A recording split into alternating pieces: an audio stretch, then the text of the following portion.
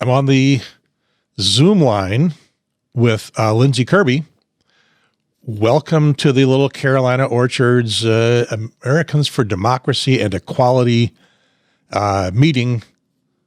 An early recording from Zoom because you're not going to be available to talk to us tonight. You're going to be doing what, a forum someplace? Correct. A forum against my opponent at the YMCA, talking about, why I'm running and what my plan is if I win. Unfortunately, that forum is going to be going on as we're having our meeting, so it won't really help to know where it is, but I'm curious, where is this going to be set up? It's going to be at the YMCA downtown. You're in your car right now, waiting for a train. In my car. But what are you heading to do? I'm heading to put a couple signs up at the early voting site in York County. It's about 35-minute drive from Fort Mill to early vote. We'll talk about that more at our meeting, but there is early voting. It's this week and next week, Monday through Friday at the Government Center in York, the town of York. So it's a little bit of a drive from the Fort Mill area. Nothing local available for early voting, unfortunately. Correct. But I can't imagine seeing them set up a lot of infrastructure for voting because we've only got 2 people to vote for. There is a name next to the mayor, Gwen Savage, named Ryan Helms, but I believe that he just is putting his name on the ballot. I don't believe he's out there trying to win any votes. I don't know anything about that situation, so I can't speak to that. I don't know what's going on with that, but I do believe that she will be at the forum tonight. The current mayor, Gwen Savage, who's running for re-election. I wish I'd known more about that in advance. I would have just taken our whole group to go over there. And it will be recorded for everybody to see through Fort Mill Economic Partners. If it's going to be recorded, we'll have a chance to see your performance there. But we've got you here all to ourselves right now. So let's talk about running for town council as a candidate for one of the 2 at-large seats. And so you are the challenger against the incumbent for the at-large seat. What is it that you would like to get done through the Fort Mill Town Council? What I've discovered the past couple of months after doing my homework was there is a lot of discrepancy in the budget of the town. And there's a huge glitch in our system. And I don't think that these current council are really paying attention to where all of our money is going. In our neighborhood alone, I've uncovered that 166 homes have never been billed for garbage. And I can't imagine how many other neighborhoods and homes have never been billed. And the amount of money that our town has lost because of this problem over the past few years, it's got to be hundreds and hundreds of thousands of dollars. From day one is, working to operate at full potential as a council and being able to put into procedures and policies and software, that's going to make sure that we don't have any oversight like this happen ever again. The growth of our town is, been pretty explosive the past few years. And if we can't figure out a way to bill for garbage correctly in the town, then we got a lot of other problems. And I'm sure once I get on and get in and look at the budget more closely, that I will probably find a lot more things like this that have happened in the past or are currently happening. How did you come onto that particular anomaly in the city's finances? I've been over to visit over 4,000 homes the past few months and talking to residents and doing my homework online, and different groups I actually found out about it through our Facebook page, through Springfield, through our neighborhood Facebook page. People just digging in, asking questions, and I'm like, there's something on this. And then I just kept digging more and more, and I had a constituent meet a councilman that's currently on the council, and he, confronted him about it, and he has no explanation. There's 3 software companies that all write paper check invoices and all these there's paper trails everywhere. And he has no explanation to why that this has happened. So, at a town of our magnitude and the untapped potential that we have for our town, our council should be operating at a lot more higher level and not accepting anything like this to ever happen. What else have you seen in the town that you would like to get addressed and think that you can work on once you're in the council? We've got to figure out a better infrastructure for our downtown. We've got to figure out a better parking situation and infrastructure so that these businesses downtown can be thriving instead of, we see a lot of turnover right now in those businesses. They can't make it. You know, they're not getting the foot traffic they thought they would get. We have to work with state and local government engineers, and we've got to find a better situation for the infrastructure for the downtown. And then, you know, just addressing the roads and the sidewalks, ensure that those are safe, getting those addressed immediately, the ones that are crumbling, which I know a lot are, that a lot of people are complaining about that. So we just need to work with state and local government to make sure that those are addressed, the communication, working together and just having better communication as a town and getting more community involvement, I believe will definitely be something that I will strive towards. Yeah, here in Carolina Orchards, and I'm not sure how old the Springfield neighborhood is because I haven't driven through very much of it, but obviously Carolina Orchards is sparkling brand new. We started like 6 years ago. So we've got good sidewalks and they just paved all the roads. Everything is wonderful here. I take it that's not quite the case for the rest of much of the rest of Fort Mill. In Springfield, the sidewalks, we've had one lady walking, fell and broke her like shoulder bone. We've had multiple accidents with kids with bikes and scooters on the sidewalks because they're not level. So we've got a lot of situations like that all throughout the town. The more and more that I talk to people, and you know what, going to council meetings, and a lot of the people come to council meetings to complain about our sidewalks in our town, which I was shocked about that many people cared about parking and sidewalks. How involved have you been in town council? Have you gone to meetings? Have you spoken at the public speaking section of those meetings? I've been to the council meetings. I have not spoken. I just sit back and take notes. I was at the one a couple months ago where they went through the budget. They raised our taxes for the coming year, and what was in the budget with the tax raise was a $800,000 garbage truck. It could have been taken care of if we just billed for garbage correctly. And we would have been able to buy a new garbage truck for $800,000 if we had our budget intact and we had exactly who we needed to bill for garbage in the town. So it's pretty interesting. I'm gonna key off what you said, that it's pretty interesting, because I will admit I have seen very little of the town council meetings. They're available to look at on YouTube. Yep. I'm gonna just take a quick look here and show that you can watch every council meeting. I don't know if they broadcast them live or they're available later. I think they probably do them live, and you can check them out later on. And I haven't done very much of that. I imagine that most people haven't done very much of that. 12 days ago, this most recent council meeting has been seen by, at least for a few seconds, 105 people. So that's not. There's nobody ever there either. Yeah, that's not must see TV. Right. I have over the summer been involved in county council because county council has had some partisan flare-ups over the library, primarily the library lately. And it got a lot of attention. There have been a couple of other issues that got a lot of attention, filled the gallery, got people speaking passionately.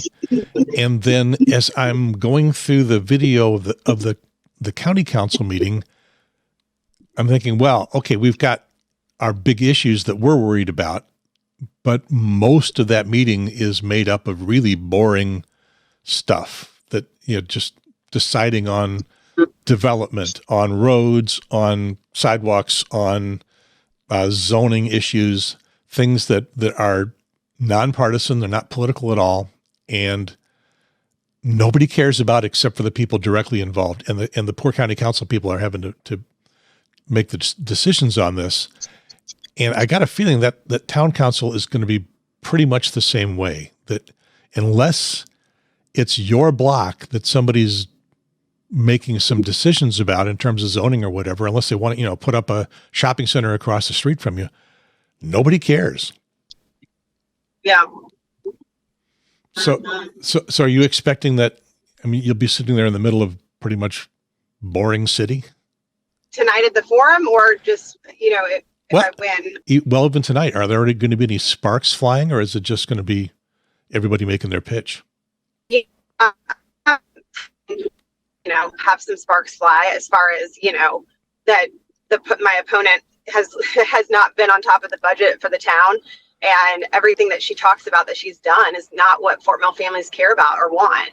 She's going to talk about the grants that she's gotten through the state, the council, but those are awarded from the state to us. I don't know how much work she has done to get those grants for an operations facility.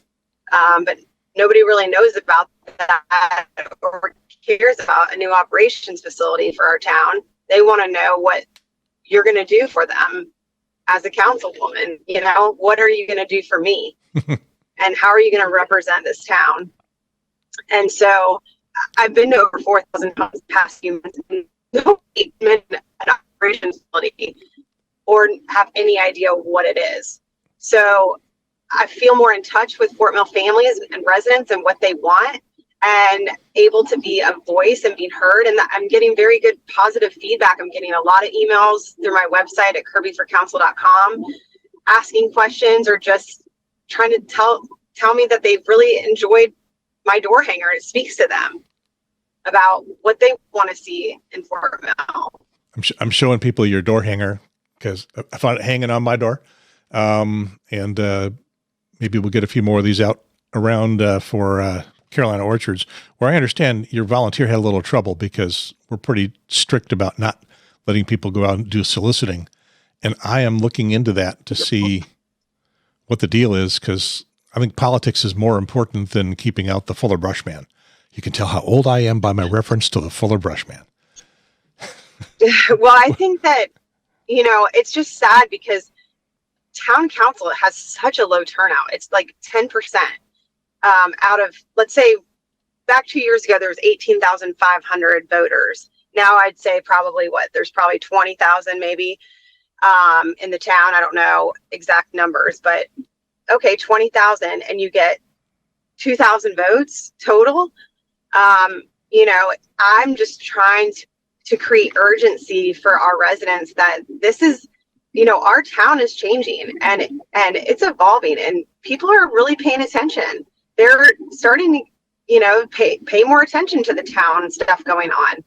And they want something new. They want fresh energy. They want a new perspective. They want somebody that's going to bring new solutions to very old problems. And that's what you'll have when you vote for me. One of the things that always comes up when we're talking about town governments in any place in York County is managing growth. Everybody is worried because we're getting bigger and bigger.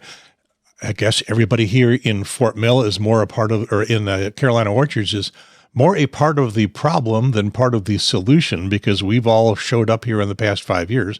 My wife and I were in the part of the development that was built last. So we moved in about 2.5 years ago.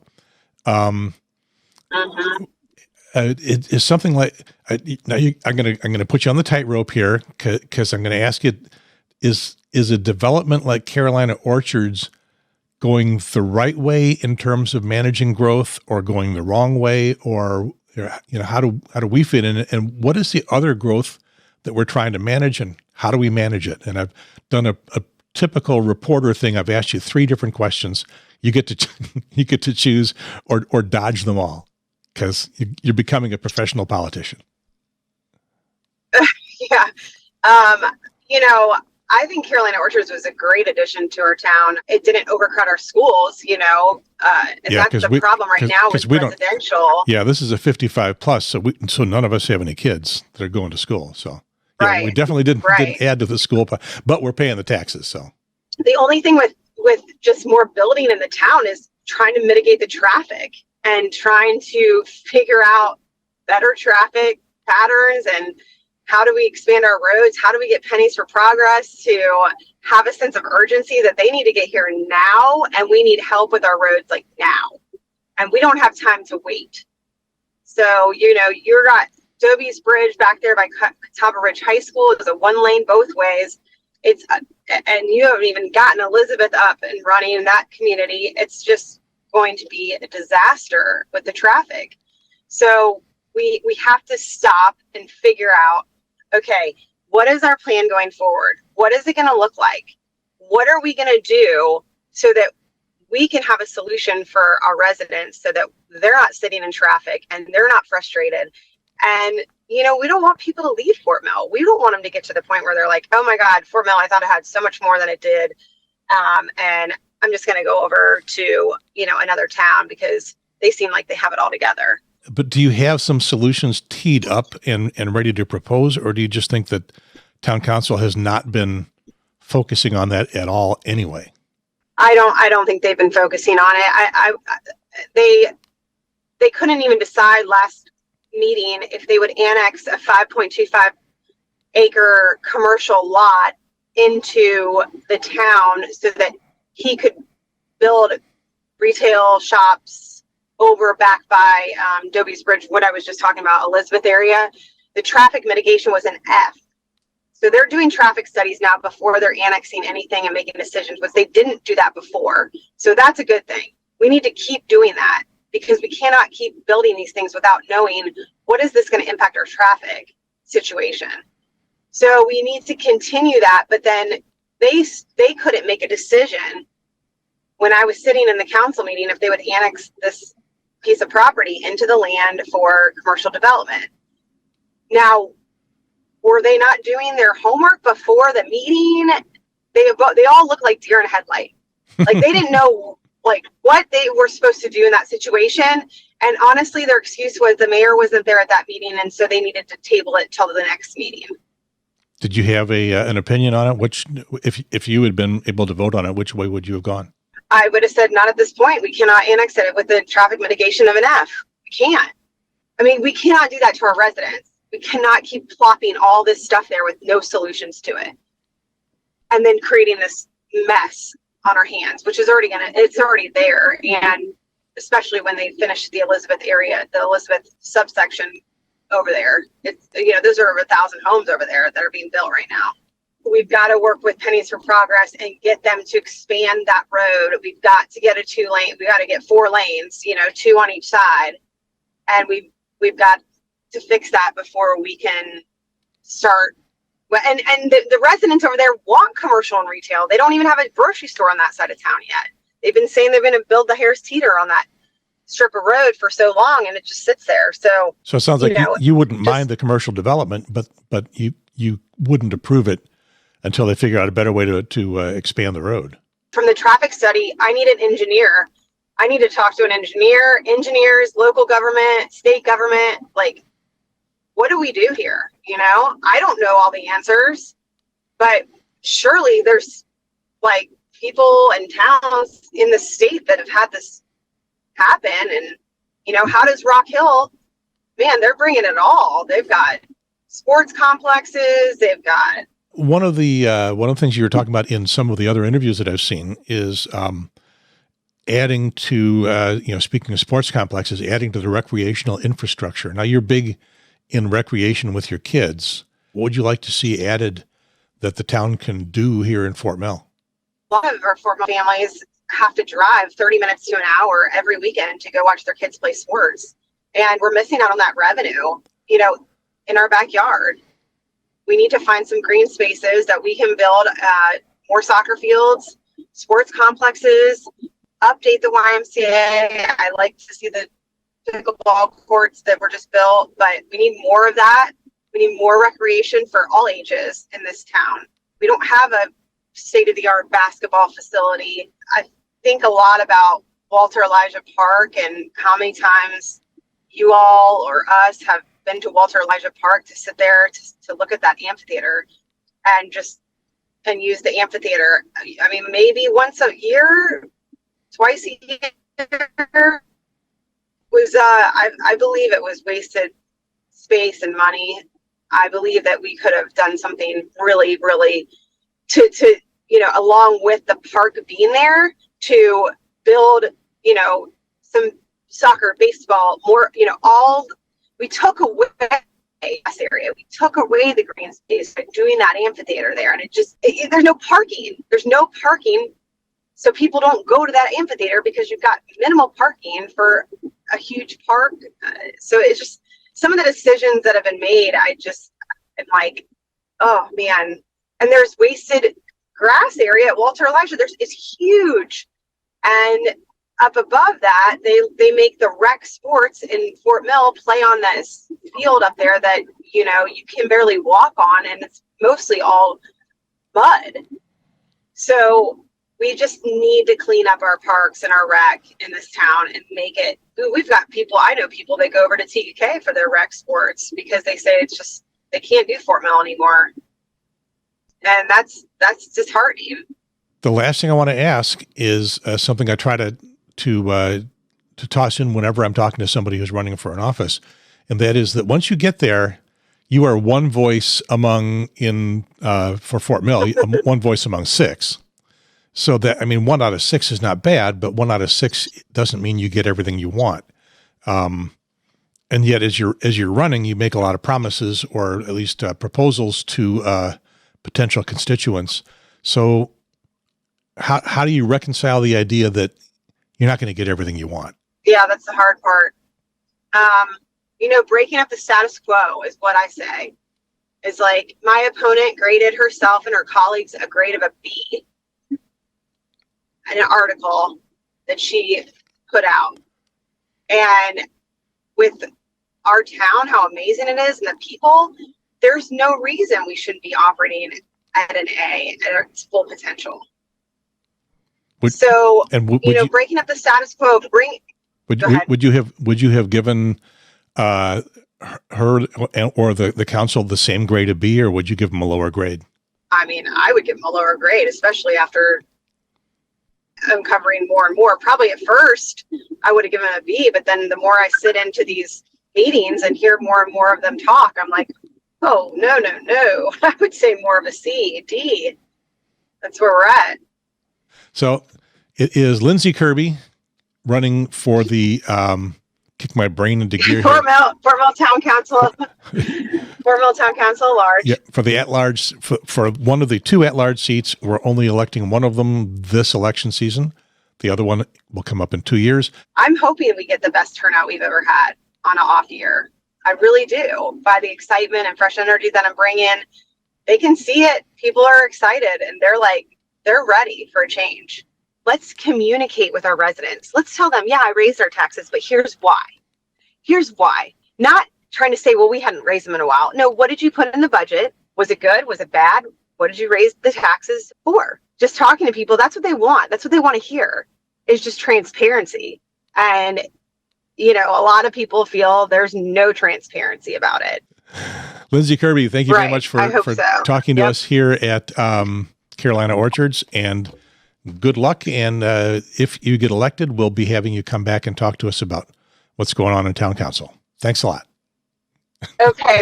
Well, don't forget to vote on November 7th for an even better Fort Mill. All right. And try not to crash there. We're dividing your attention. Yeah, I know. Crash. All right. Thank you for your time, Gary. I appreciate it. Thanks a lot.